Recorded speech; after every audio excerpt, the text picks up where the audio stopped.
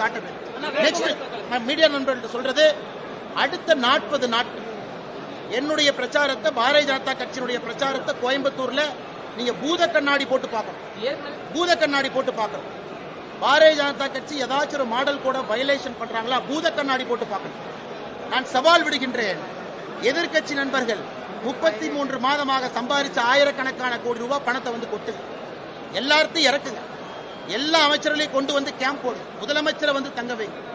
ஆனால் கோயம்புத்தூர் மக்கள் இந்த முறை தமிழக அரசியலினுடைய மாற்றத்தை ஜூன் 4ஆம் தேதி கோயம்புத்தூர் பாராளுமன்ற தொகுதியிலிருந்து அதை ஆரம்பிப்பார்கள்.